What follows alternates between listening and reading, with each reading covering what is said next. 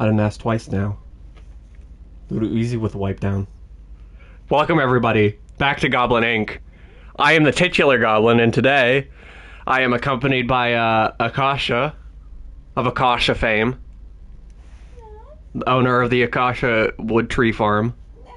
Yeah, true. You gotta speak up louder. I know you're doing like you're funny. But today, what are we doing, Akasha? Nothing. We're doing a Spider-Man review. Yeah, we're doing it. Which Spider-Man though? The Amazing Spider-Man. Yeah, the Amazing Spider-Man. The Ultra Spider-Man. The what? The Ultra Spider-Man. The Ultimate Spider-Man. Yep. No, that's a different version. But no, today we're brought to you to bring our thoughts and opinions on the 2012 classic, starring Andrew Garfield, Emma Stone, and no one else. All the movies about them, and that's it. No, Martin Sheen gets a couple minutes. Martin Sheen has 2 minutes in the movie. Yeah. No, but anyway, I was just going off. Directed by Mark Webb. This was a spin-off made because of the quote-unquote failure of Spider-Man 3. Which, goddamn, this movie. I guess let's just get into it with our non-spoiler talk. Akasha, did you like this movie? No. Would you recommend this movie? No. You wouldn't even recommend it? No. Really? This movie is for no one. Yeah. No, but since last night, has your opinion gotten worse about the movie? It's just boring. It's pretty bad. I know, but I guess the way we were talking about it, I just didn't think you would say that you absolutely wouldn't recommend it. What are some reasons that you wouldn't recommend it? Because obviously it's boring, like you were saying, but what makes it boring? The fact that, like, there's two distinct tones in the movie, and one of them is, like, 60% of the movie, and it's really, really bad, because they try to make it all melodramatic, and for some reason it feels like Peter Parker is gonna become like a spy, and he's like wrestling with a spy past or something. Yeah, they make it a lot more, especially at least towards the beginning of an espionage kind of film. It's like like we were saying, it seems like they're trying to make Andrew Garfield more like a James Bond type than he is actually Peter Parker in this movie. Yeah, because that's like the biggest complaint I think I have of this movie.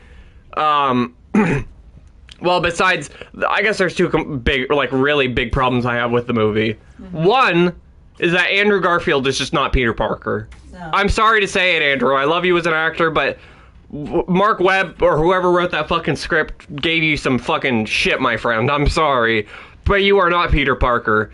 He does things in this movie that Peter Parker, in my mind, would never do. Yeah. He steals things. He, vandalizes things. Impersonates people. He impersonates people. He does a lot of like illegal shit in this movie, and he doesn't even become Spider-Man for some of them. And he thinks they're really funny. Yeah, and some of them, like early on in the movie, there's a bit where he impersonates a character, like just some random dude, and then there's a joke where like the guy gets thrown out of the building, and it's like that's meant to be funny, but it's like, this is supposed to be like a internship or whatever, and it's like that was that one guy's one chance to get into this fucking science building. Yeah. It's like, that's fucked up, Spider-Man. That's not funny. Yeah. Yeah, it's just a lot of things where he does things that do not feel like Peter Parker at all. It feels like we were saying, a cunning super spy that doesn't, have to play by the rules. Kind of like that. But also, then there's the weird tone where they want to make him awkward, and it doesn't work at all. Yeah, because he's just cool. Because he rides he's awkward, but he rides his skateboard around school. How awkward can you be if you're confident enough to ride your fucking skateboard around school? Yeah, it's really weird. Where it's also like, they make him so awkward where he literally cannot say a word, where then you think you're watching a drama movie where it's about, like, a guy who's trying to overcome his stutter you know. A guy with, like, extreme social anxiety. Yeah, like this is like watching, the new Andrew Garfield movie, the Tick, Tick, Boom, where he's playing, like, the rent creator. Not that the rent creator has anything wrong, but he has, like, weird tics that you see in the trailer that it's supposed to be like, oh, he's weird. Yeah, it's like I'm fucking watching the King's Speech here. This is Spider-Man. Yeah. But, my other big problem with the movie is every single scene with Emma Stone and Andrew Garfield is possibly one of the worst scenes I've ever seen in a movie, just ever. Honestly, the movie was so boring to me that those were some of the best parts. Really? Yeah. But because at least, like, something funny's happening, something actually funny. Yeah, I get it that something, like, funny is happening, but their acting is so fucking bad. Literally every scene between Andrew Garfield and Emma Stone in that movie is just, hey, I was, and then, would you maybe, like to... Yeah. That's all of them. That's every single conversation between the two of them. There's so much, like, lip smacking, and literally they're, like, both salivating over how much they want to just fuck each other, but they just can't. It's so stupid. It just makes no sense. And it's every single scene. It's like you'd think that the joke would be that he gets more confident as they become, like, more of a relationship or whatever, but no, he just stutters the entire fucking movie. He becomes more defunct. Yeah, he becomes less of a human being by the end of the movie just because he can't fucking speak. Like, the only good part of the movie is, like, the last 30 minutes. Yeah, well, that's because it feels like a completely different movie, though. Like we were saying, this movie feels like two different films. Yeah. It really does, but I think saying that, though, should we get into spoilers? Yeah.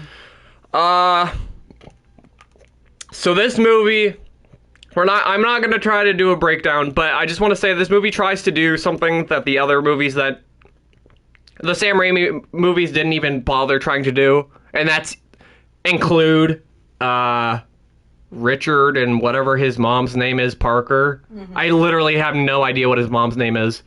I have no clue. Because they only give her one scene in the entire movie, and it's her being like, he likes, it's the scene, the open scene. Okay, I guess we should say that the movie happens because Peter Parker's parents are fucking super spies, and they have to give up Peter Parker to Uncle Ben and Aunt May because something bad's going on. And I mean, the movie alludes to it, but never actually tells you what bad is going on. Yeah. But it's just like the only scene we get with his mom is fucking her like being like, he likes the crust cut off of his sandwich. And I mean, we don't get much more with Richard, but it's like, I don't know. Everyone says his fucking name, like.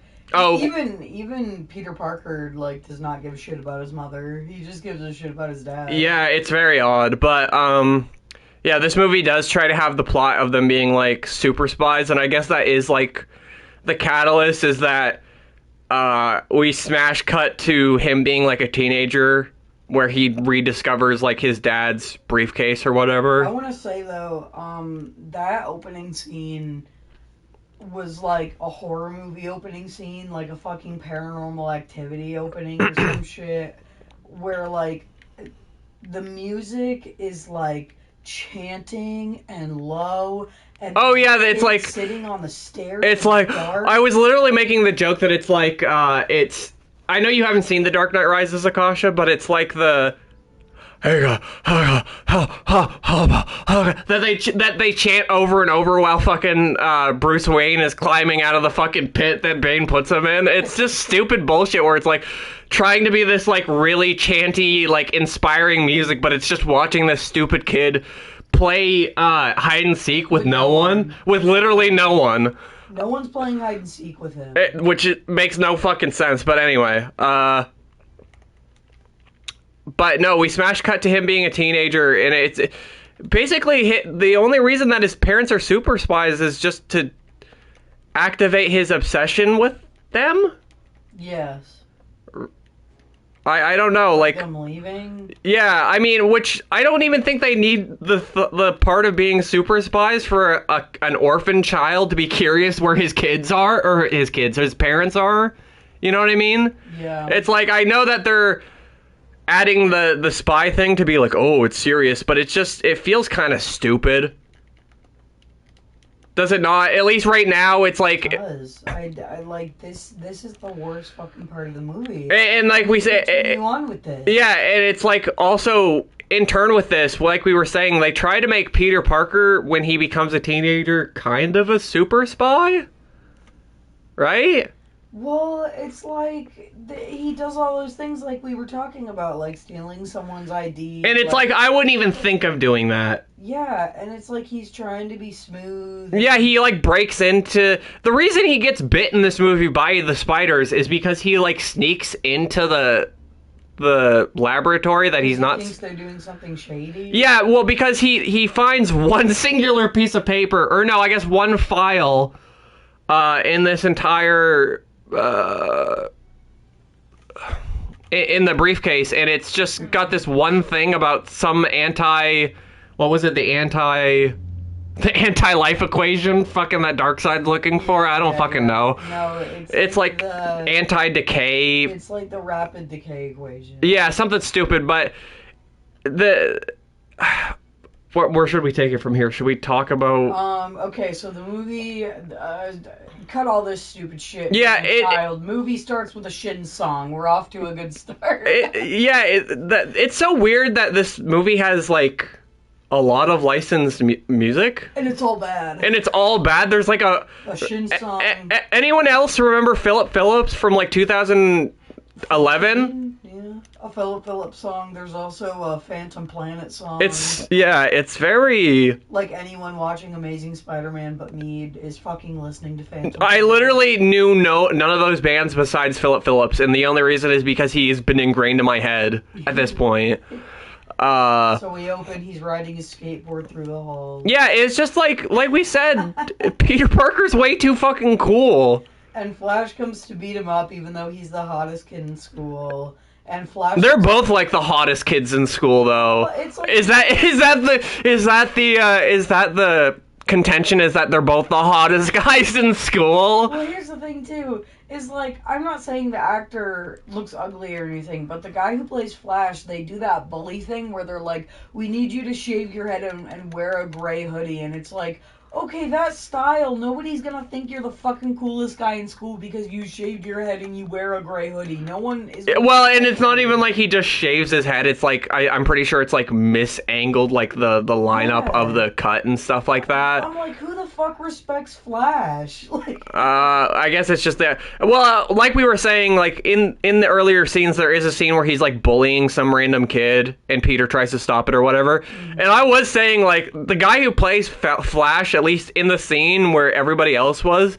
he is, like, so much bigger than everybody else in that fucking school. Like, no wonder he, like, I guess that people get bullied by him nonstop. Because he was, like, so much bigger than these fucking kids. Yeah, and then, so Peter's getting bullied, and then Gwen comes on the scene and acts like everybody's mommy, and she literally does. Yeah, it's very weird how, like, Gwen is, like, the most adult character in this movie, but she's also a teenager. Everybody's just an adult, basically. I don't even know why... They should have just made it that Andrew Garfield and Emma Stone were just in college, because it would have made no difference. Well, it's so funny. It's just, like, Flash is bullying Peter, and then Gwen comes up and she's like, did you do good on your homework today, baby? Well, I don't think so, baby. Well, no, it's because she's his tutor, and she's, like, embarrassing him. No, I'm just explaining it to the... It's that she's his tutor, and she's, like, embarrassing him so that he'll stop bullying people, which works. But, yeah, it is very odd, because it's just, like... Where the fuck are any of the I like that there's, like, teachers in this movie only to, like, be pissed at Peter Parker, but not to do anything else. Every single time we see a teacher in this movie, it's so that Peter Parker can get in trouble and nothing else. Yeah. Because it's, like, the one time where the teacher yells at him about the skateboard. The other time where he gets in the fight with Flash when he gets his superpowers, and then like the principal yells at him or whatever, and that's like that's it. No one fucking. There's never a bit where like the teachers are like talking about like how Flash is so bad, and it's like, is Flash that bad, or is he only really harassing like a few students and Peter Parker really? Yeah. It's very odd. I do like the inclusion of Flash Thompson in this movie though. Because I just like, I don't know, I like Flash Thompson as a character.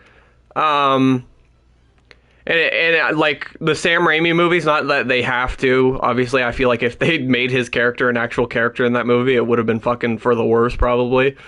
But they don't have him as much of a character. He just has the one fight scene, really, with Peter Parker, and then kind of fucks off. Yeah. Another weird thing about this movie, and I don't know if it's because the movie is so fucking gray or because... Oh, yeah. Should we discuss that real quick? That the movie is the most grayest thing we've ever seen real quick? It's so gray. Actually, in fact, there's a scene at the end where there's a bunch of black at the end. Black umbrellas, and yeah. I was like, wow, this is the most dynamic scene because I'm actually looking at something other than gray. Yeah. It is so fucking gray. I can't believe it. I've never seen a movie like that. I can't see anything because Peter Parker is wearing gray and he blends into the gray background. He really, really does, though. Everyone is wearing gray except for like Gwen Stacy because she's wearing a lab coat. Well, yeah, she's like got the most dynamic outfit out of all of them. Because they gave her like also the most comic accurate look. She's got like the bangs and Emma Stone actually looks quite like Gwen Stacy in that movie. It's really odd. Yeah. Good casting on that part, but it's just like, not to say that Spider-Man has to be ugly, because I don't think that. It's just like, I don't know, it's like, Andrew Garfield's way too hot, but it's also that he looks way too old, I think. It's like with Tom Holland, he's an attractive guy, but he pulls it off by looking younger, so it's not like distracting. You see in one scene too as well that like he is absolutely jacked. Well, that's after he gets the spider powers, which would make sense though. You just become Jack getting the spider powers? Remember when Peter Parker wakes up in the Sam Raimi movies? He instantly has muscles and a bigger penis. Oh, yeah, I forgot. Never mind. How could you forget about the bigger penis joke? Oh, because it's not that funny. Fair. But I wanted to say on the gray note, if it's just that or if there's like a bad makeup team or something. Because there's like multiple instances in this movie where Andrew Garfield gets his ass kicked in quotation marks, and then he goes home or he sees Gwen Stacy and they're like, "Oh my god, you look like shit." And he's got like one bruise on his eye. Yeah, and you're like, I think like maybe there's a little bit of purple on like the bottom of it. Yeah, and it's like it's so gray that you can't. Yeah, I get you. Yeah. I just want to talk about, I guess, since we're on actors in this movie, Martin Sheen is in this movie as Uncle Ben. And he's just one of the best parts. He's barely in the fucking movie, but he's actually a pretty good, interpretation of Uncle Ben, I think. I mean, he fucking brings in his bowling trophies in the next scene, and he's a fucking Chad. Yeah, the first scene they get to establish him is that, like, the basement's flooding, and the first thing he's saving is his fucking bowling trophies, which it's such a nothing thing, but I just thought I thought it was like one, excuse you, or bless you, I'm sorry. I just thought it was one of the only jokes in the movie that I thought was actually pretty funny. Yeah. Bowling trophies. Yeah, but I thought Martin Sheen was pretty fucking good in this movie as Uncle Ben. I thought that the character was pretty good. What do you think? Yeah, I mean, I don't see a lot of it. Yeah, he's barely in the movie, but I just think the few scenes that he is in are good enough. Yeah, it's pretty good. One thing that I guess this is kind of the third thing that I have a huge issue with this movie. That is kind of a spoiler, so I didn't talk about it earlier. But Aunt May has probably like 4 lines on this entire movie, and then she fucks off. No, I'm joking. She has more lines than that, obviously. But this movie's like 2 hours and 13 minutes, and I'd say she's in 7 minutes of it. Yeah. She's barely in the fucking movie. Yeah. And that's a tragedy to me, because the idea is that she's supposed to be Peter Parker's mother. You know what I mean? Like, she's supposed to be the one that he can go to when he doesn't have a girlfriend, when he doesn't, like, have anyone else to talk to. And it's like, I get it, he's supposed to be like an emotional, moody teen, but he treats her like shit in this fucking movie. He really does. He's like an asshole. Peter Parker's such an asshole in this movie that he's like really unlikable for most of it. Until I guess maybe that's like the point of it, but it's like, it feels like such a betrayal of the actual character. It just doesn't feel like Peter Parker. Yeah. Like we keep saying, it just does not feel like Peter Parker. One bit. And I had seen this movie when it had originally come out. Akasha had never seen it, and I had never seen it other than when it had come out. But my memory of it was that Andrew Garfield was going to get better when he became Spider-Man. And if I don't know, what's your opinion? Is that true? Like, he gets, like, 3% better? I'd say that his character develops because he becomes Spider... He actually gets character development when he puts on the suit, so that makes him a better character. Like, well, it's like we're mostly doing action and stuff, and so he doesn't have, like, an opportunity. Like, you're like, oh, he's beating up a fucking, like, giant monster. Like, you know, how can he be a dick in that situation? It's kind of hard. Yeah. No, he does get better. It's just really weird because there's other. Well, no. We should also talk that he actually kind of is a dick when he first becomes a superhero, because the only reason he becomes Spider-Man is so that he can find the guy who kills Uncle Ben and kill him. That's the only reason he becomes, because he hunts no one else down. Throughout for like the first hour and a half of this movie, he hunts no other criminals besides blonde, long-haired, left arm tattooed men. That's the only people he fights in this movie. And then the lizard shows up, and then he fights a big monster. He doesn't even fight any other criminals in this movie. And there's a really awkward scene where he's like beating up a car thief. And I'm like, really? Like, there's just a point where... Oh, yeah, well, like, one of the scenes where he's just, like, hunting down the killer. And it was really weird because it's like, he's trying to be the funny, awkward Peter Parker we all know and love. He literally cannot come up with anything funny to say, so he just beats the guy up to be funny. That's honestly kind of clever to me, though, because throughout the entirety of the movie, they do portray Andrew Garfield's Peter Parker as, like, a stumbling fucking... He doesn't know how to say things. And I guess that's their version of Peter Parker, is that he doesn't joke, he's just socially awkward now. Which, okay, I guess he's just socially awkward now. But I kind of thought it worked just because it's like throughout the entire movie he's stumbling with his fucking words. And then his first, like, trying to joke encounter with a villain, he just, like, completely fucking blows it, so then he just beats the shit out of him. Well, it's really weird. It is a weird scene. I completely agree with you. He's just like, oh, I'm beating you up. I'm fucking beating you up. You're losing right now, dude. And I'm like, this... Oh, yeah. We're a little bit past this, but can we go back to the scene when Uncle Ben dies, just because it's not like we need to talk about it, but it's just so fucking stupid. Yeah. It's so dumb how Uncle Ben dies. Yeah. So Peter Parker gets upset and he storms off and he goes to buy a little jug of chocolate milk. Yeah. And he doesn't have 2 cents to pay for his chocolate milk. So the guy at the cashier is like, obviously he's not gonna fucking give you this if you don't have the exact money. That's just how the world works. Mm-hmm. And Peter Parker, like a fucking baby, sulks off. And then the guy behind him robs the cash register, which Peter notices, and gives him the chocolate milk,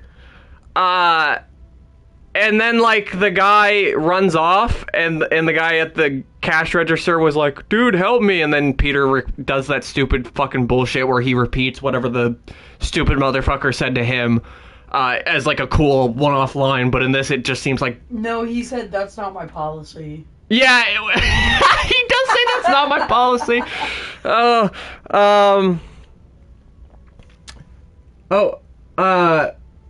Will you play the new Dreams update? Asks Rip and Evil. Of course I will. I forgot that was even a thing. It just right now we're busy reviewing the Spider-Man movies, but I will once, I'll talk about it later. Either way, what were we on? Oh, Uncle Ben fucking dies. But yeah, do you want to talk about the scene where he actually dies, where Uncle Ben comes into play with this? So the bad guy is running away. He's running like close to Uncle Ben. He trips. And a gun. Peter Parker Gaming. Peter Parker Gaming, yeah, exactly. That's what this is now. The guy trips, his gun goes flying in front of Uncle Ben.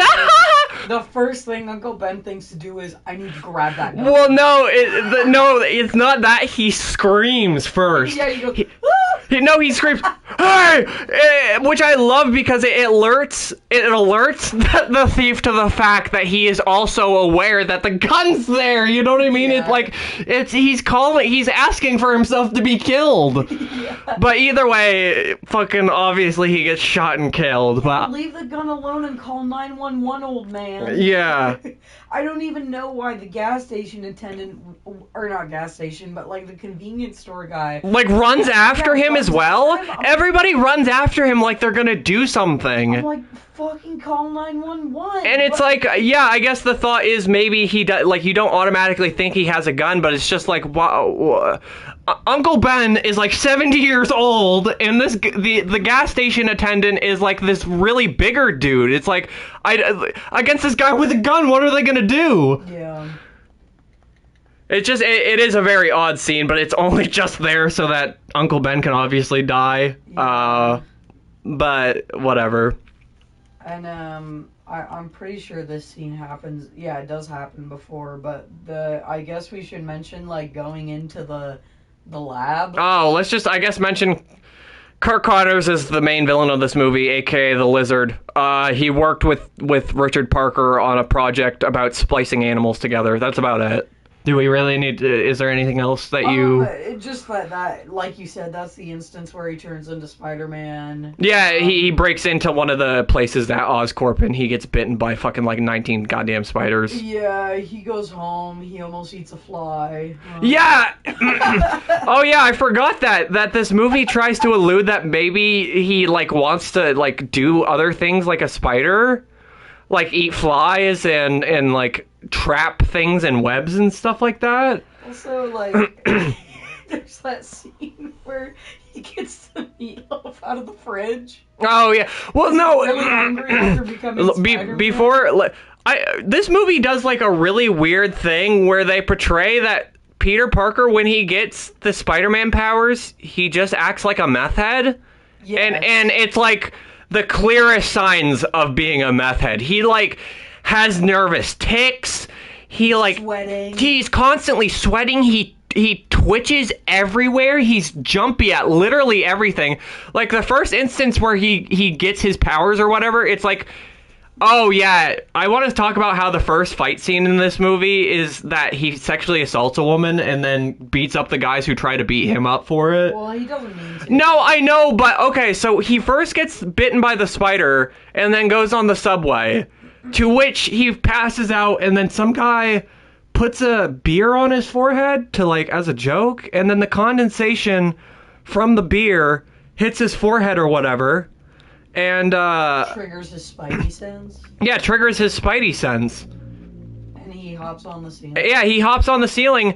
But the joke, what happens is he realizes that his hands are sticky, but he realizes it too late, and he touches like this one woman's like shirt, being like, I'm sorry, because he gets like beer on her or whatever. But the joke is that like he can't take his hand off, and then one of the guy pushes him, and then he rips her shirt off. And it's like, yeah, obviously, we know as an audience that Peter Parker didn't mean to do that. Yeah. But in my head, if I'm sitting on the subway and I see some motherfucker just rip some woman's shirt off, that's sexual harassment, right? You know what I mean? Because obviously, we don't know that this fucker has spider powers. But then it's like in this like what's supposed to be funny like action scene, Peter Parker accidentally beats the ever living shit out of these guys that like are just trying to defend this woman's, like, quote-unquote honor or whatever. Yeah, just like the denizens of New York. Well, no, they're friends with her. No, I know. Yeah, but it's like, it's very odd. It's a very odd, like, first... Also, this is prototype Joker train scene. Oh, yeah, it is like the beginning of I did say that it's like the Joker scene. Also, for the first two action scenes, every time he, like, comes into contact, makes a hit, or someone hits him, they turn the camera to black. Well, here, you want to, you want to know what my thought is on that? Huh. I think the reason that, think about it this way. Peter Parker barely fights. That is the only scene where he really fights, like, humans, besides there's another scene. Excuse me. But the rest of the movie, he's fighting, like, a big CG lizard. So I'm wondering, was there, like, a Sony order where it was, like, Spider-Man can't hit people? I don't know. Because you barely see him hit people in that movie. Well, you don't, because it goes to black. Exactly. Well, I mean, you see him, like we were saying in that scene where he's, like, harassing that guy. He's, like, shooting him with the web shooter, which I would imagine hurts. Yeah. But, yeah, it's just... It's very odd. But yeah, so he goes home, he gets the meatloaf out of the fridge. This beats all other meatloafs. Yeah. But... He can't brush his teeth in the morning now because he's Spider-Man. Well, this stuff already happened because Uncle Ben died by the time he gets the spider powers. Yeah, his toothpaste looks like wasabi. But either way, his toothpaste does look like wasabi, strangely. Things are not going well, people. No, but now we just... No, what? Yeah, no, you're right, sorry. The other thing I wanted to mention till we get back up to Uncle Ben dying is that there's a Catwoman basketball scene. No, it's not edited that chaotically. Yeah, it's just a scene where he and we're kind of being a little chaotic because Uncle Ben's already died and we're just talking about scenes where he's still alive in them. Talk about that there's like a basketball scene, like that's like a superhero staple. Because, well, no, think about it this way. Basketball is like the ultimate form of like showing your jumps and shit and your skill. It's like with football and stuff, it's like, yeah, I guess you can like tackle someone, but it's like with basketball you have to you know, Spider-Man jumping, you can do cool shit with a basketball scene where it's like, oh, the character's fucking dribbling on the other character and stupid bullshit like that.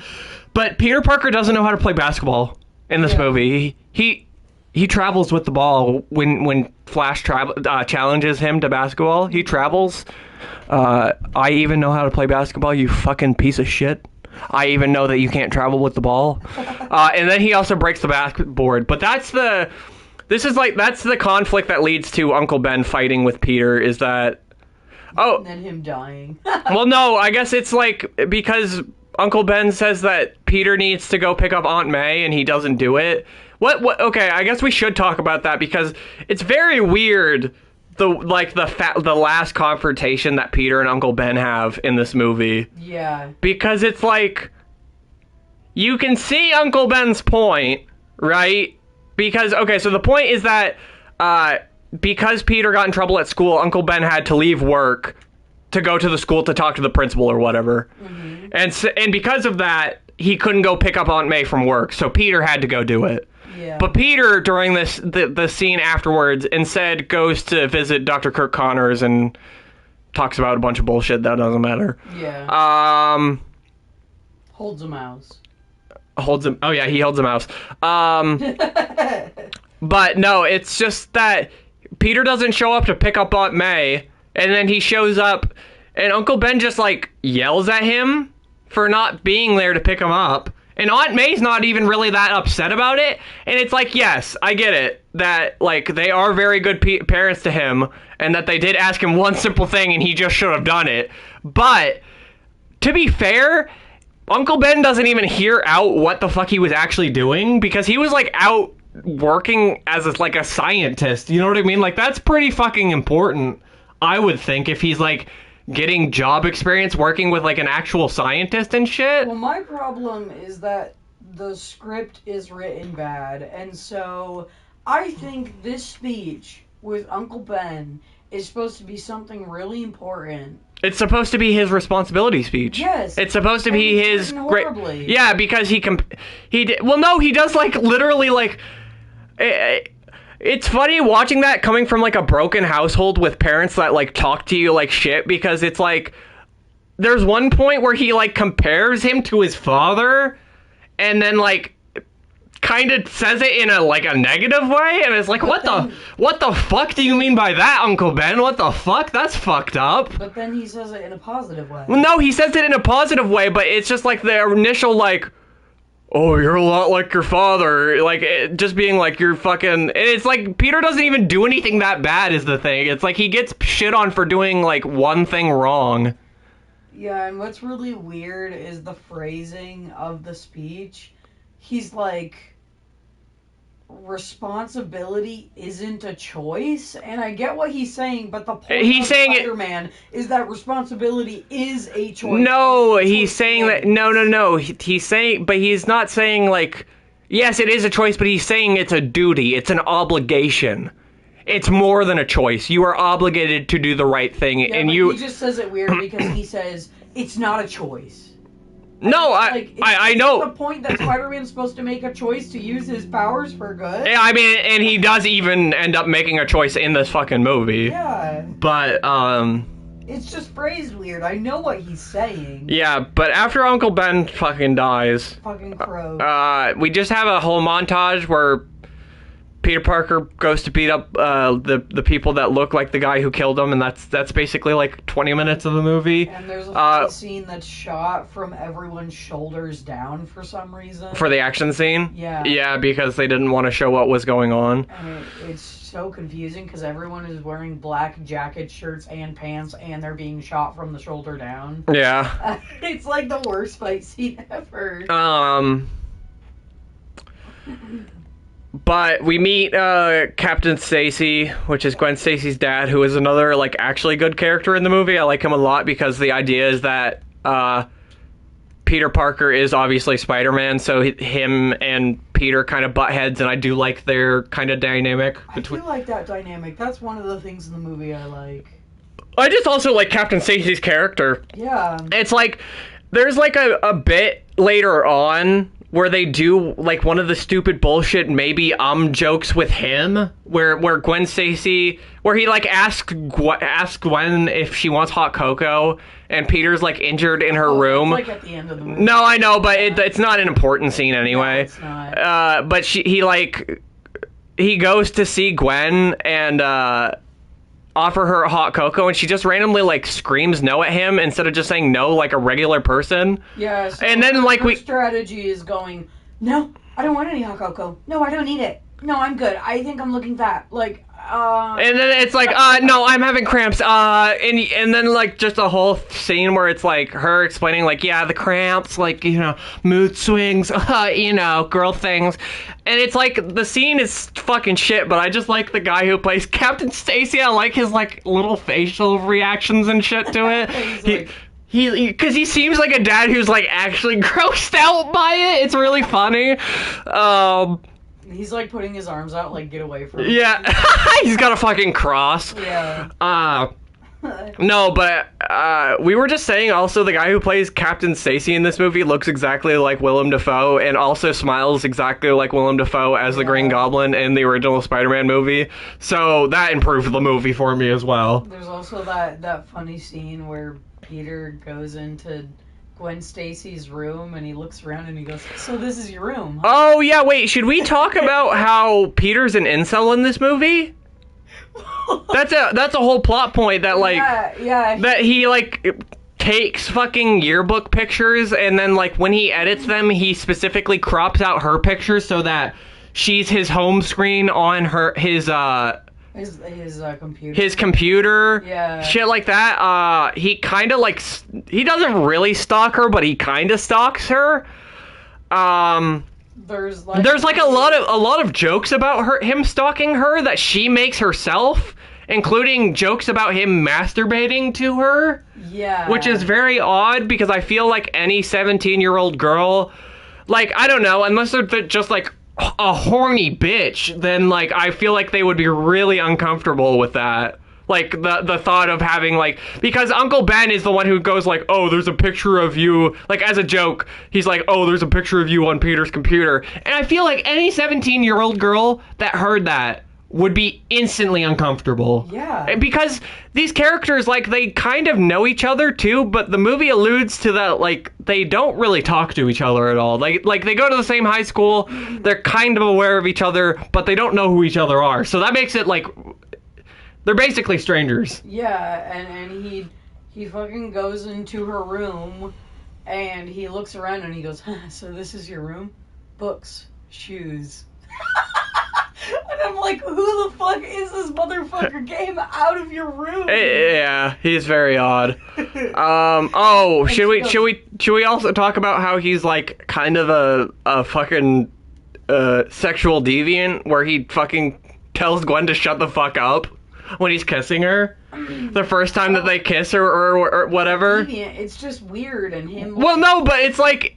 That's like weirdly like predatorial behavior, like that, like leading towards something like deeply wrong. Because like, okay, the scene is that he shows her that he's Spider-Man, and then she says, "You're Spider-Man," and he just violently tells her to shut up. Yeah, while they're making out. While they're making out or whatever, and it's supposed to be like sexy, but it's just like on top of...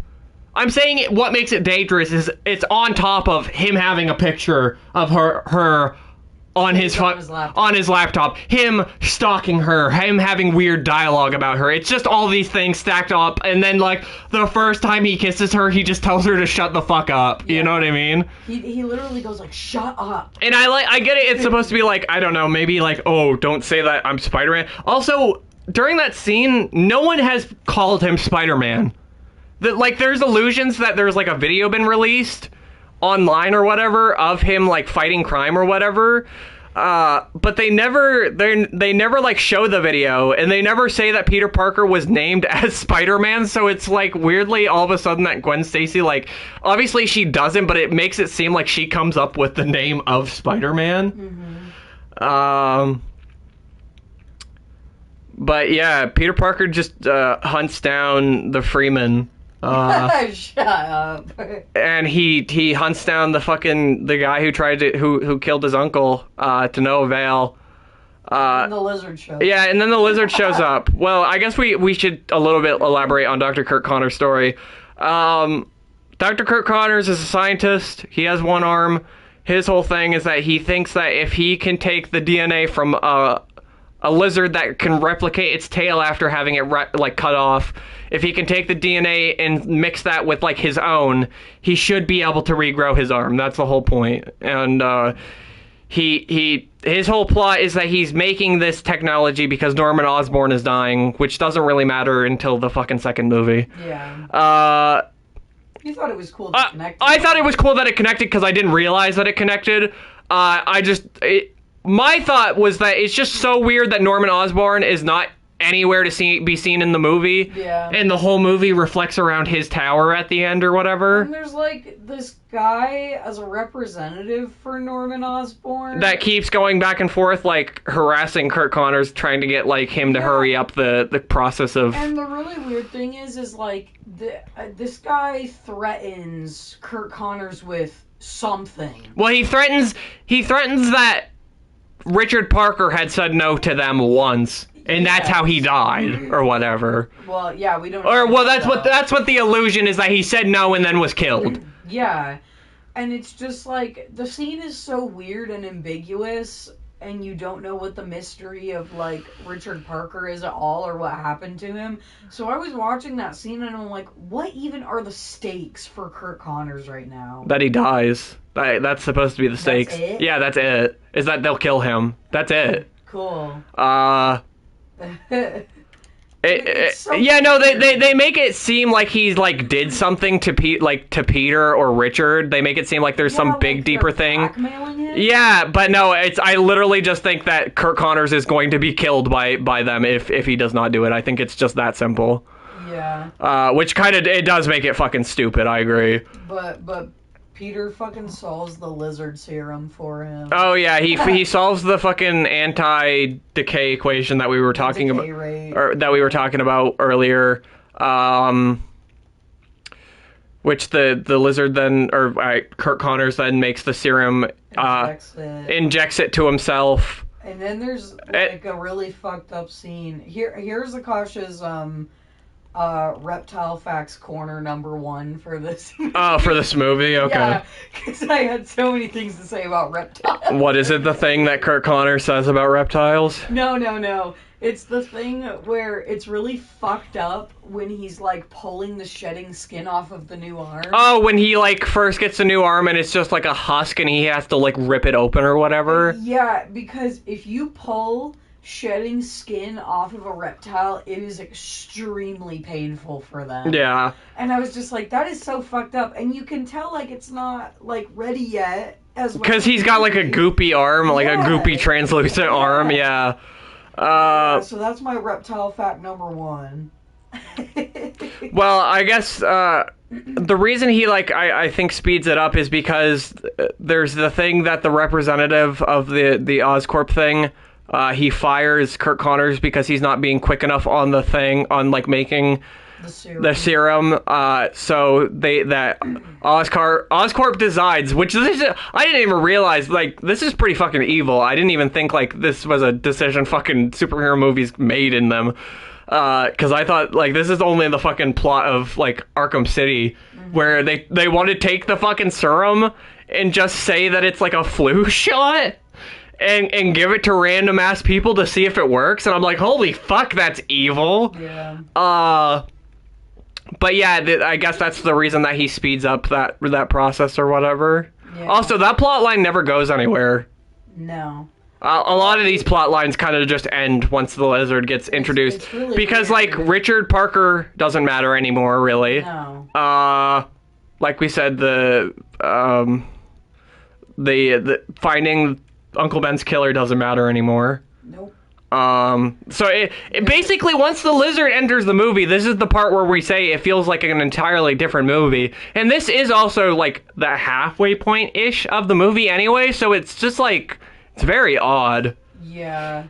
And then there's the scene where Rasha, the Oscorp representative, is in the car on the bridge. Oh, yeah, so the bit is that Kurt Connors, while transforming into the lizard, is racing after Rasha, who is the representative of Oscorp, to stop him from delivering the serums or whatever to the hospitals. And then the lizard, he turns into the lizard halfway there on the bridge and starts, like, terrorizing the people on the bridge. Which, this is, like, the first moment where Spider-Man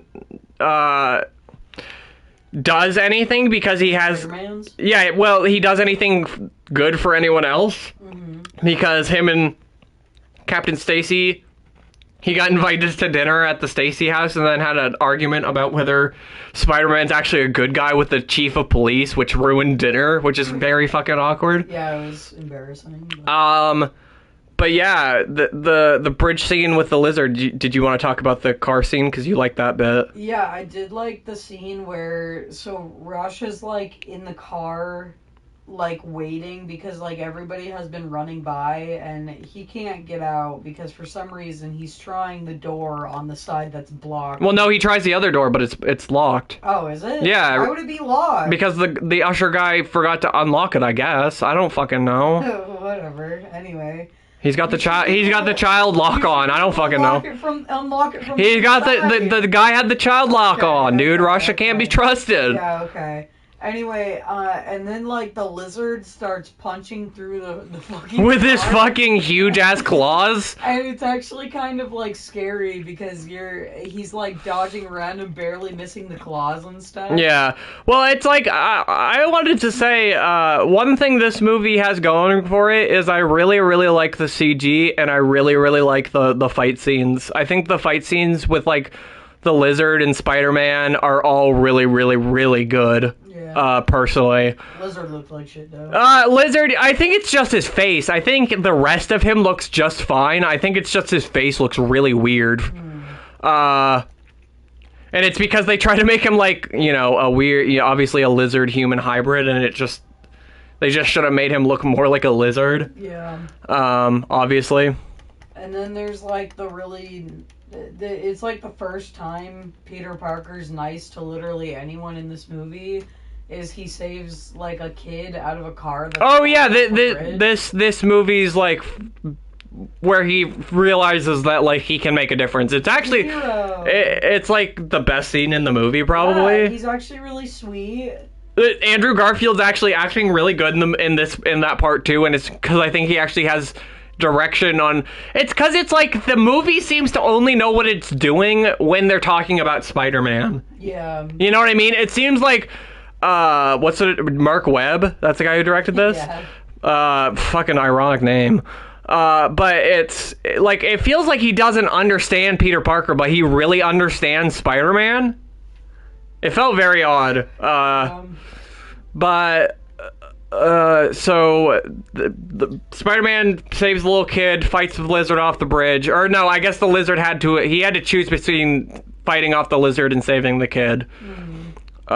Which then, what, don't we just get more fight scenes with him chasing the lizard, basically?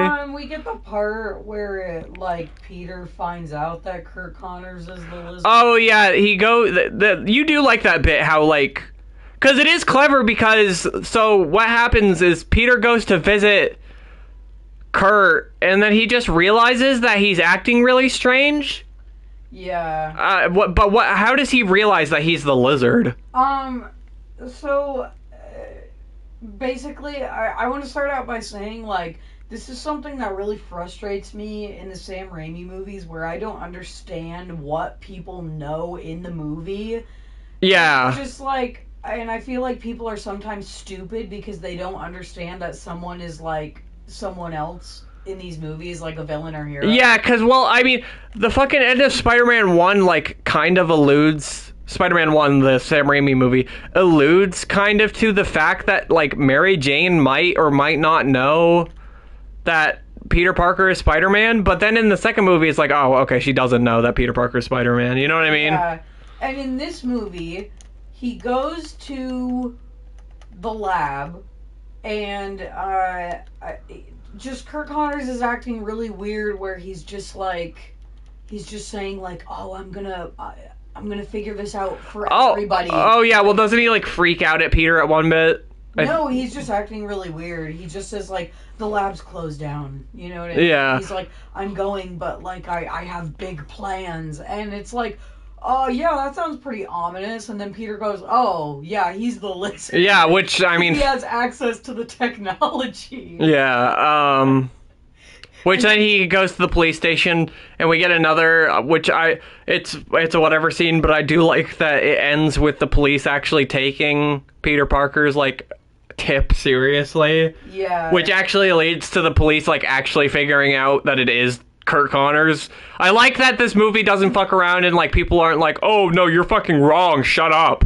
Yeah, I mean, Officer Stacy says that, but then I guess he has, some intuition or trusts Peter a little bit. Well, I think it's the idea that, it's just, as a cop, I don't know, I feel like any tip should be taken just a little bit seriously. Yeah. And it's not like this...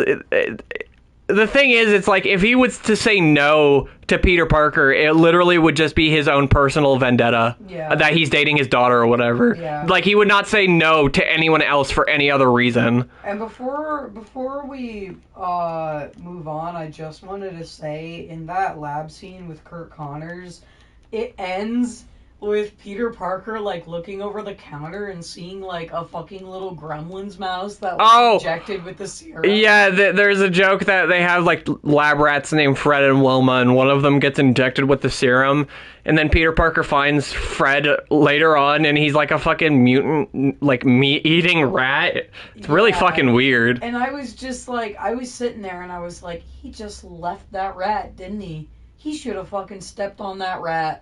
That's going to be the villain in the next movie. You know what's interesting? A little bit of a divulgence from the review of the actual movie. A lot of us may not remember, but they made a spin-off video game focused on this movie. Uh-huh. And I just want to talk about the plot of that game. Is absolutely nothing like the movie. The plot is that... a bunch of mutant stuff like comes into New York. There is like a mutant rat. There is the lizard, obviously. Mm-hmm. There's like the rhino is in there. He's like an actual mutant rhino. Really? Scorpion, I think, is also in there as an actual like mutant scorpion. Yeah. Yeah. But yeah, I just wanted to talk about it because it's like maybe what if like that one scene.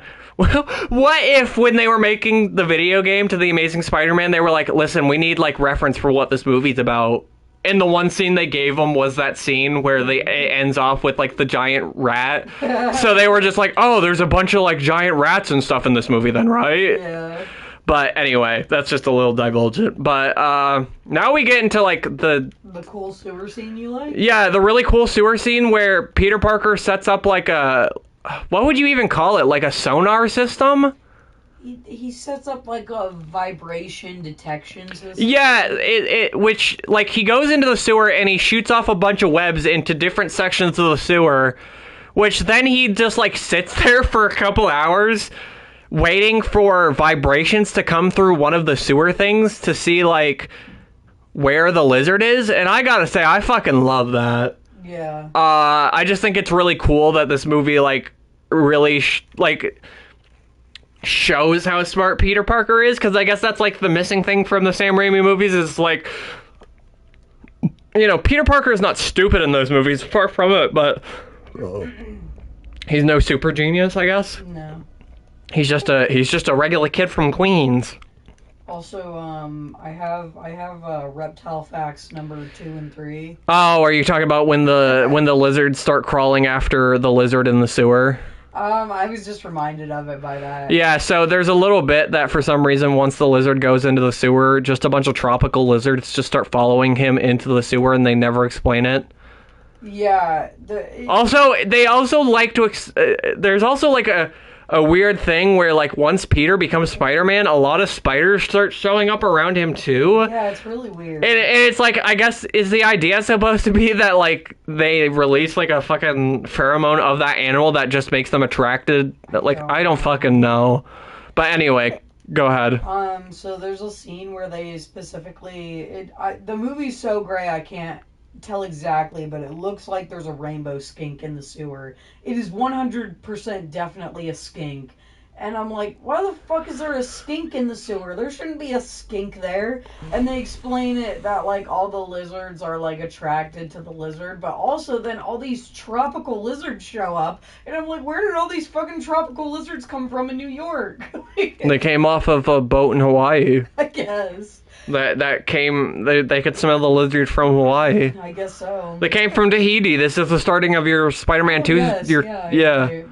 But, and then the other one, which fucking really annoyed me, is that there's a point where Kurt Connors says that reptiles are at the top of a food chain. Well, he says they're, like, at the top of their own respective food chain, I think, or something like that. No, he says reptiles are apex predators at the top of the food chain.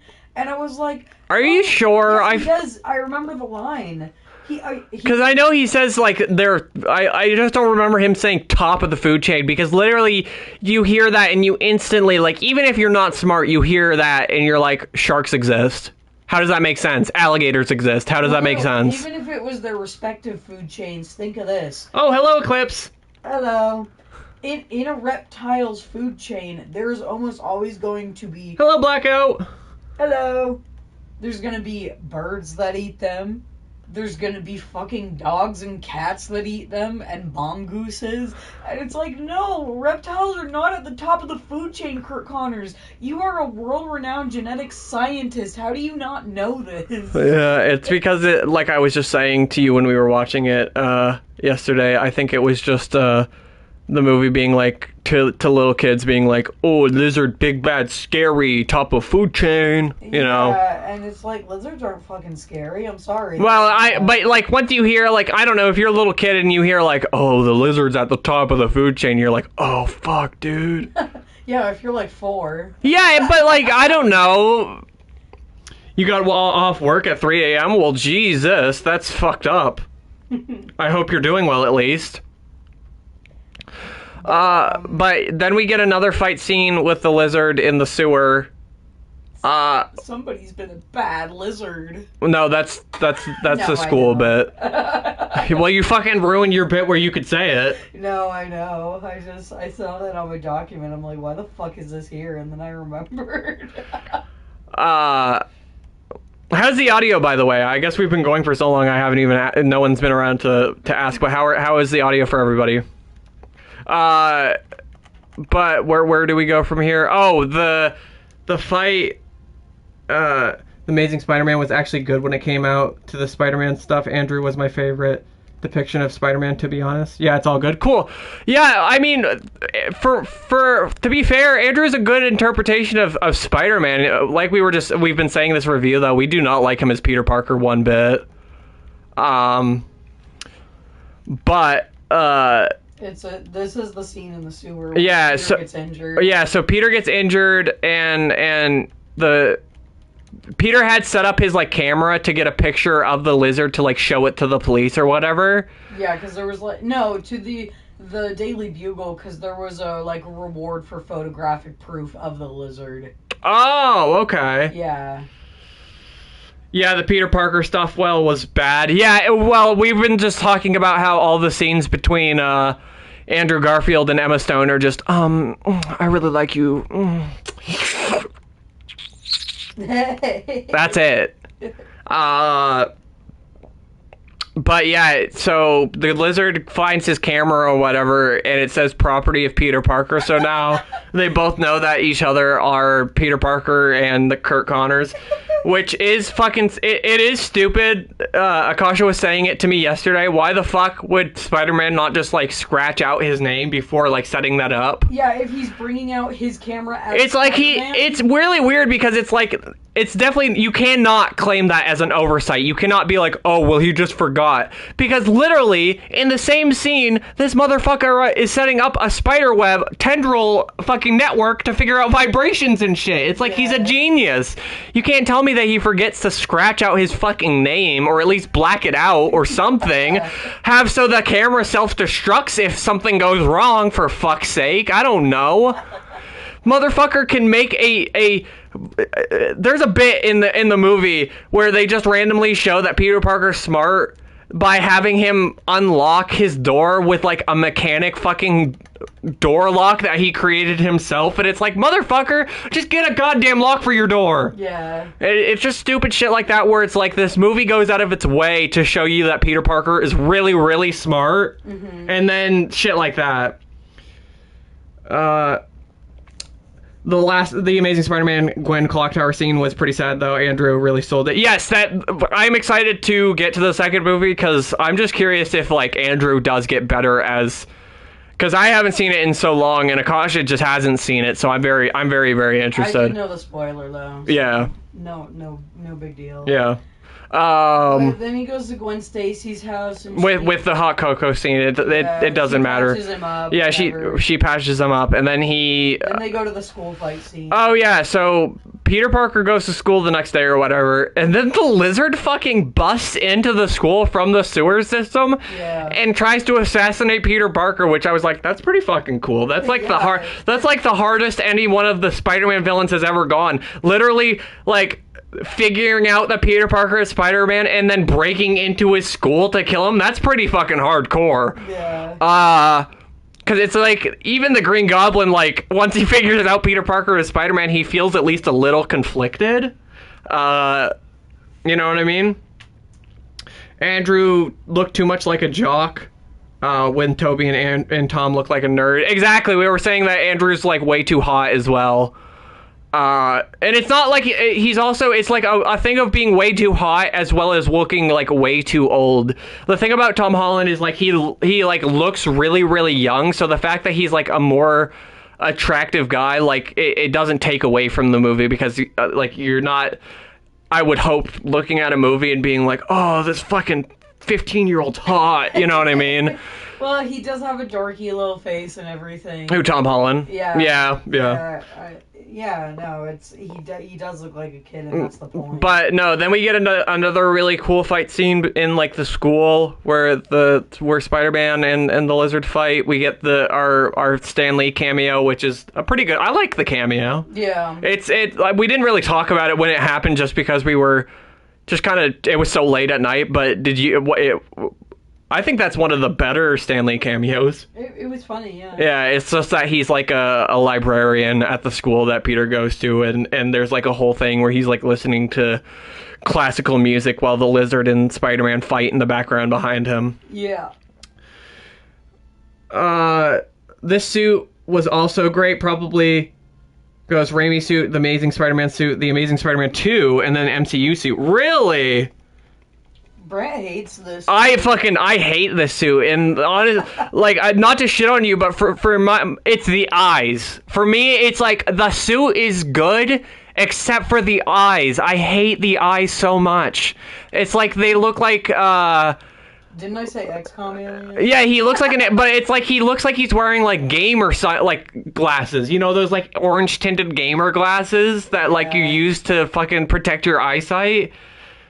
No. I just think, like, I think the suit itself is good other than the eyes. It's just the eyes for me that fucking ruin the entire suit. My favorite cameo was in Spider-Man 2 or 3, and it was Stan Lee was in the hotel and yelled, "Will you keep it down?" Yeah, that one is pretty good. Stan Lee, they do give him some pretty fucking good cameos. I'm glad that they don't half-ass it with all of his cameos. But now we're at the part where they've, like, subdued the Lizard for a minute, and Gwen Stacy's there trying to help. And then there's a part, like, to make her safe, Peter is holding her and then goes, "I'm going to throw you out the window." And then he throws her out the window. Yeah, and then he throws her out the window. I'm a Stan Lee too. He seemed like a pretty cool guy. But I mean, think about it this way: the motherfucker was like, what, 96 or something? So he lived a pretty fucking long life. Yeah. I love the suit. The yellow eyes are pretty shit, but they're barely noticeable in the film. I don't know. I guess just for me, like, okay, one of my favorite Spider-Man things is his eyes. I love, like, especially in, like, new Spider-Man stuff where, like, he can open and close his eyes. That just fucking gets me going, bitch. It gets me going. I fucking love it. I love it so much. And just seeing, like, really stationary, static, like, not even white, like, weird biker eyes just really throws me off. But, yeah, so they fight in the school. He subdues him, and the Lizard fucks off again. Lizard goes away. And then they have another fight scene. Well, yeah, the last fight scene, right? Is that where we're at, basically? Yeah. We're at the end of the movie where the Lizard is creating... I guess we should talk about his kind of plot, because we haven't. The Lizard is creating... Oh, yeah, where's that sentence I have? What? That phrase I was telling you about. I don't think anybody else has written this phrase, but this is the Lizard's plan. Scarecrow crop dusting New York. Yeah, so this... I hate that this is the plot of the movie, because it's literally just generic, big bubble affecting things that every superhero movie does. Like a gas or whatever. Yeah, and it's just like, I wish it was a little bit more unique, I guess. I don't know. But the Lizard has this machine where he's going to hook it up to like a big antenna, and it's going to let lizard gas out throughout all of New York. Or not all of it, but like a huge section of it, and turn people into like lizards or whatever. Because he thinks that's a nice thing to do. Well, he thinks that's like the cure to being a human or whatever, is just being lizard, I guess. Like that is the next step in evolution. I just love the realism and the slickness of the suit. I do agree. I can agree with you on that. That, especially when watching the movie, they do specifically like make it... Bless you twice. Yeah. But they do specifically make a point of like showing that Peter Parker does make like a suit out of what is available to him, like where there's like scenes of him looking up spandex and stuff. It's just I don't know. For me, it just doesn't do it. Yeah, the Arkham Knight plot. Yeah, it's the same as the Arkham Knight plot. Yeah, exactly. Mm-hmm. And a bunch of other movies do it too. I I mean, even it's like not even just gas. I mean, it's the same thing as like think of Avengers Endgame. The whole plot of that is that there's a big machine that's gonna raise something up and then destroy the planet. You know what I mean? It's just all big machines that do one singular thing and then destroy the planet or whatever. Yeah. But yeah, he has that. And we get a scene where he gets fucking swatted. And yeah, we get like the lead up to the fight scene. Where the police like try to arrest the Lizard and then also try to arrest Spider-Man. Yeah. What do you have something to say? I mean, it's just like, it's just that nice scene. Like, it's really weird for a minute where he gets cuffed and Who Spider-Man? Yeah, and I'm just like, he couldn't have really saved himself like 1 second sooner than he does, because him saving himself does not necessitate like anything. Like, he doesn't need anything to do it. He doesn't need anything triggered to do it. He just does it. Like, yeah. out of the hand. Well, okay, I guess we should discuss it. That he gets like his mask torn off or whatever, and he gets like arrested or whatever. But he beats the shit out of the rest of the cops, and then Captain Stacy sees his face or whatever. Yeah. To which then he's like, oh, yeah, Spider-Man also sent Gwen to Oscorp to create a anti-serum or whatever. Like an antidote. Yeah. To which then Peter's like, hey, you gotta let me go because your daughter's at the place that the Lizard's going to, because the Lizard's going to the highest place in New York to, like, disperse his gas or whatever. Yeah. Which is the Oscorp Tower. But Officer Stacy doesn't say anything, and he's just like, okay.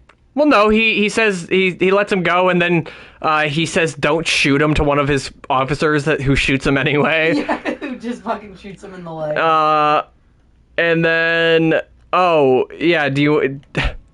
I don't know. Should I talk about this movie's version of a Sam Raimi New York coming to save Spider-Man scene? Oh my god, yeah. Okay, so this movie tries so fucking desperately to have its version of what I like to call New York Safe Spider-Man from the Sam Raimi films, where there's scenes in the both Spider-Man 1, sadly not in Spider-Man 3, which I think is kind of a fucking letdown of that movie, but there's scenes where the people of New York come to save Spider-Man. The form of, in the first one, where the people of New York throw things at the Green Goblin, which in turn distracts him from killing Spider-Man or whatever. In the second one being that they save his actual fucking life from falling off of a train, and then also keeping his identity a secret. But this movie's interpretation is that the guy who has the kid from earlier, the kid that got saved by Spider-Man, the guy who has the kid, works for a construction site. And conveniently, this construction site has like 6 cranes, all in like what? And I get it, there's a lot of construction in New York. There's going to be a lot of cranes. But there's like 6 to like 8 cranes in this one fucking neighborhood that lead to the Oscorp Tower that they set up for Spider-Man to like swing from, because why does he even need that? Why can't he just swing from building to building? Like I was telling you, that's the one section of New York Spider-Man can't swing through. I guess not. It makes absolutely no fucking sense, and it honestly is it's like probably the weakest scene in the movie because it tries so hard to be important, you know what I mean? But it just comes off as so stupid. Where where all these people are like, yeah, let's bring these cranes together and fucking help Spider-Man. Yeah. It's like, that's fucking stupid. What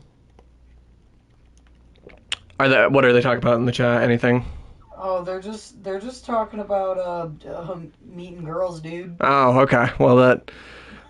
Good for you, lads. Doesn't got anything to do with Spider-Man, bro. Yeah, is it Gwen Stacy, though? Yeah, I don't think so, bitch.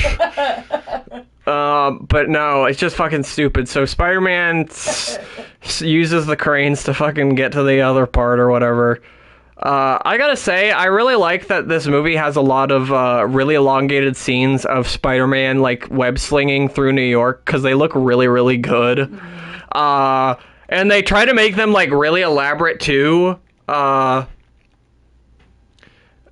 like by having him not just like swing, he'll like do shit where like he'll like dip through stuff, and I really like that.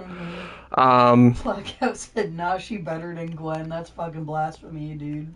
Dude, you telling me you got a girl that's better than?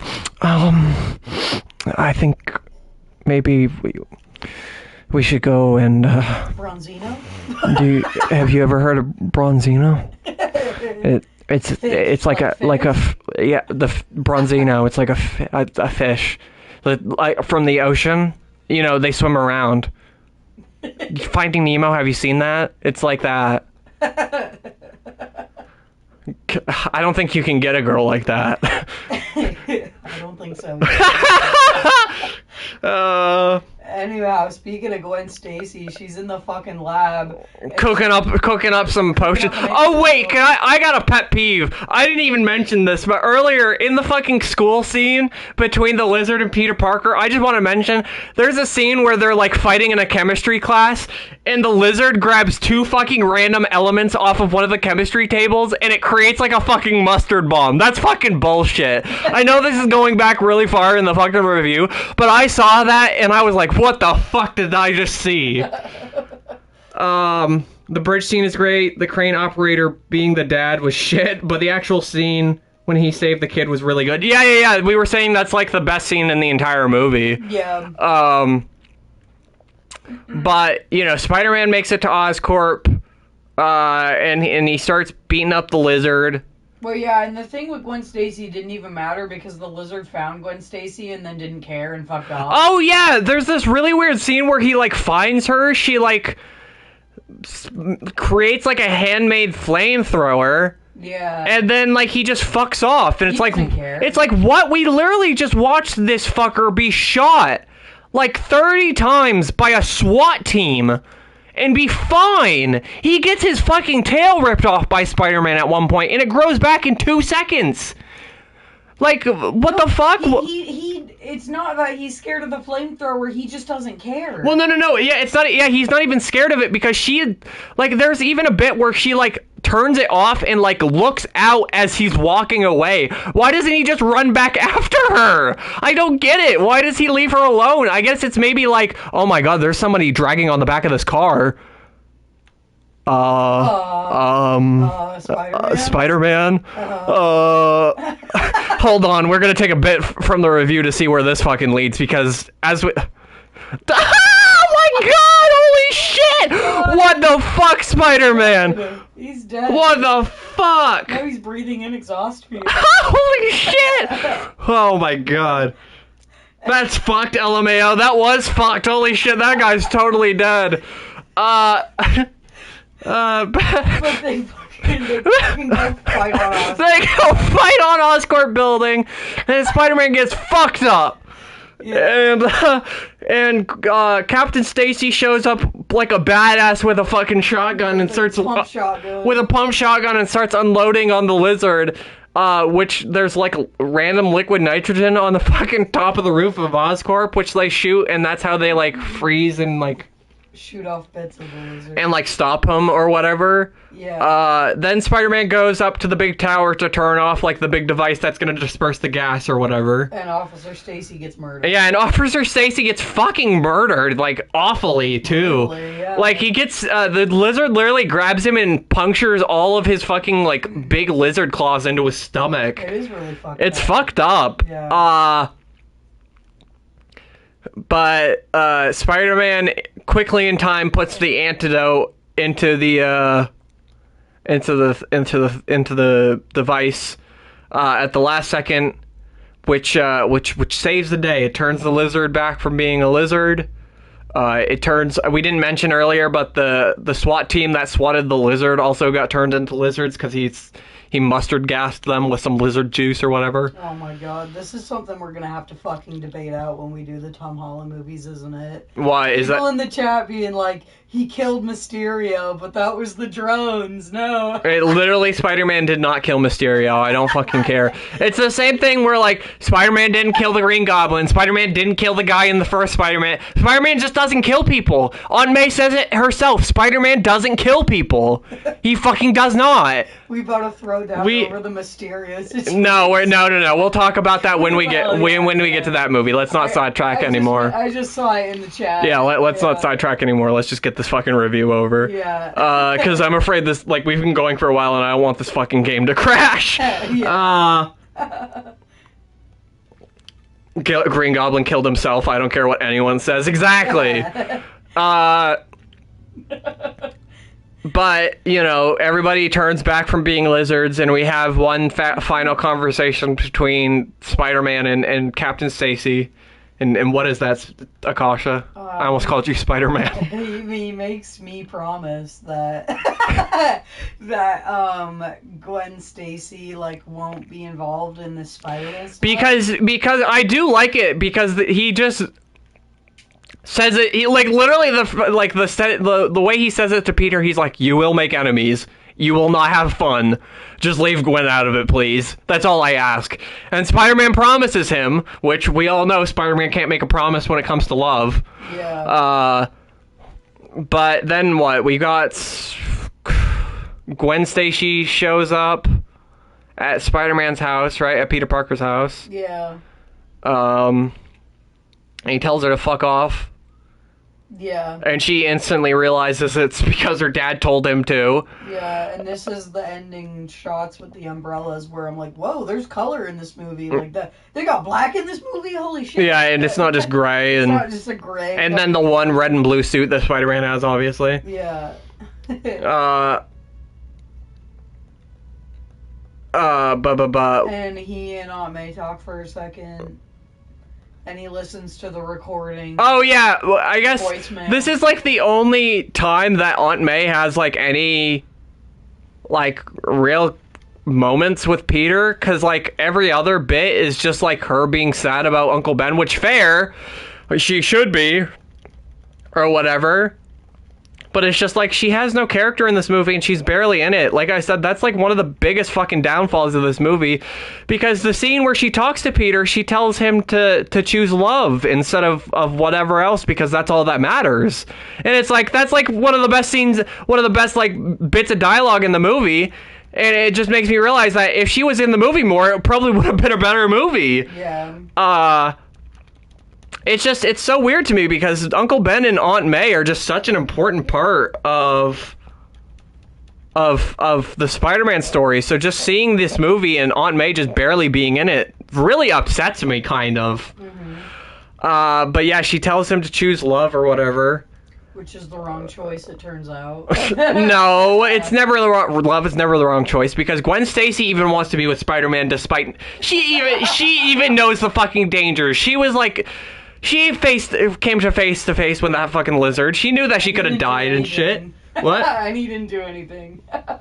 But you know what I mean? It's just she obviously wants to be with him, and that's the whole point. Is these two are as insufferable as they are. The movie does hammer in your head that they do want to be together. You know what I mean?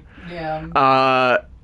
So it's by the end, when Peter finally makes a quip towards her in a classroom, which is supposed to be the idea that he's just going to continue pursuing a relationship with her or whatever, it makes sense, at least to me.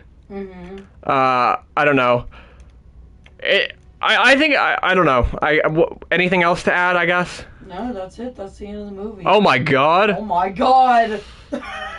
Spider-Man! I guess the Amazing Spider-Man suit just makes you kill, huh? I guess so. Maybe we shouldn't be talking about Tom Holland's Spider-Man or Tobey Maguire's Spider-Man killing. Maybe fucking Andrew kills. I don't fucking know. But... yeah, I think that's it. So, I guess, any final thoughts on the movie? I guess you said you wouldn't recommend it. Well, it's so weird because it's half a enjoyable movie and half a bad movie. And you know what? I think if this movie, since this movie was almost 2.5 hours long, I bet you if this movie was an an hour and 30, an hour and 45 minutes. If they had cut like 30 minutes of stuff, it probably would have been a better movie. Well, if I don't even care if it's 2 hours and fucking 16 minutes. Well, no, but I'm just saying. Added in important stuff. Well, it's like not even that. It's just like the best parts are the stuff with like the fighting and the lizard. It's like there's barely even fighting in the movie until the lizard shows up. Yeah. And it's like, I'm not saying that there has to be all fighting in a superhero movie. Obviously, there can be substance, but it's like, when your substance is literally just 30 minutes of your two romantic interests just saying blah, blah, blah, blah, blah to each other, it's like, it's stupid, pointless bullshit that I don't care about. Yeah, this is like, watching this movie... Eclipse says I'd recommend it just for the Spider-Man shit. The Peter Parker stuff, on the other hand, is a hard no. Well, it's hard to just, like... I guess let's give our ratings and then talk about why we would or wouldn't. I wanted to say, though, my last thought, this movie made me actually really appreciate more. We were having a debate the other night, like, whether it's, like, a good or bad thing that they don't show Tom Holland's Spider-Man origin story in the movies. And this movie made me think that was a good thing. So we didn't have to slog through like an Uncle Ben's story again. Repeating the same. Yeah. That's why I was saying like. That's why I was saying. I guess this is getting. Well, hold on. Let's finish off the review and then we can talk about Spider-Man stuff. What would you give it? 5 out of 10. Yeah. All right, I'll give it a 5 out of 10 as well. Would you recommend it? I'd recommend, like, the last half. Yeah, I mean, or just watch this review. I don't know. I don't know. You're getting the same amount of funny content within a shorter amount of time. I don't fucking know. It's like, the Spider-Man stuff is really good, and, like, there are really good scenes in there. Like, there is the bridge scene. There is, like, really good action fighting scenes. And there is Officer Stacy. There is, fucking stupid-ass Martin Sheen as Uncle Ben. There is some stuff to appreciate, but it's also surrounded by so much shit. Yeah. But I guess I would not recommend it. I wouldn't. Just because it's filled with so much bullshit. I would probably fucking recommend that Cosmonaut Variety Hour. Yeah, honestly. No, you know what? Shout out to Marcus from Cosmonaut Variety Hour. Go watch, like, obviously, if you're watching this, I appreciate it. Go watch his fucking review on the two Amazing Spider-Man movies, because that fucking video is dope as fuck. Yeah. Shouting out another review while we're doing your review. Yeah, like the biggest Spider-Man review on the... on literally the fucking face of you. It's a good video. It deserves it. It fucking really does. Yeah. But, no. The Eclipse said 8 or genuinely 9 out of 10 for the Spider stuff. Peter Parker stuff is like a 3 out of 10. Well, I guess if you average that into a full movie, though, like what? Let's say you're giving it an 8 for full, let's say 8 between 3, you're giving it basically like a 5.5, same as us. Yeah. So I think we're about in agreement there. Yeah. Like I said, it's just like I want to say I recommend it so badly, but just like there is just so much shit, boring shit. It's like there are scenes we don't even have to mention because they are so boring. Like there's just like so much stuff where like Peter's at Oscorp that we didn't mention, and it's just so boring. You know what I mean? And that's like the biggest offense of this movie is it's just like a Spider-Man movie of all, like he's like. That's the thing, is it's like, I understand, like, a Thor movie being boring, but it's like, Spider-Man of all fucking superheroes, really? That's gotta be boring, too? Yeah. He ain't supposed to be boring. But that being said, I think that's gonna wrap up the review. Yeah. We will be, here, we'll be reviewing The Amazing Spider-Man 2, soon enough. We'll also be doing the Tom Holland movies and stuff. So make sure to stick around for that. Since we're completely just off the review, if you didn't see, I made a new flyer talking about the upcoming list of video games that are going to be the next playthroughs or whatever that we're doing. So I just wanted to do it on a like a video format or whatever. So Akasha and I will obviously be continuing Corpse Party because we're having a lot of fun with that. Yeah. I didn't put it on the flyer, but we're gonna be doing more like Jeopardy and shit too because we have a lot of fun with that stuff. Mm-hmm. And then for the new games, we're going to be doing Grand Theft Auto 3, the original. Marvel's Spider-Man Miles Morales, which is the sequel to the Spider-Man game, obviously, that we've played. Marvel's Guardians of the Galaxy, which is the newest Marvel game from Square Enix. That's supposedly pretty fucking good. And then a blast from everybody's past but mine. Mass Effect 1. A game I've never played, actually, any of these games besides Grand Theft Auto 3, but Mass Effect is like the really, really old one that everybody like loves or whatever, so I'm just really excited for it. But with that being said, I just wanted to, let everybody know. Let's see, Logan's playing Halo Infinite, so why don't we raid Logan, and then I will be back probably either later tonight or tomorrow with one of the new games. But thank you guys so much for showing up, and I will talk to you guys later. Bye-bye. Bye.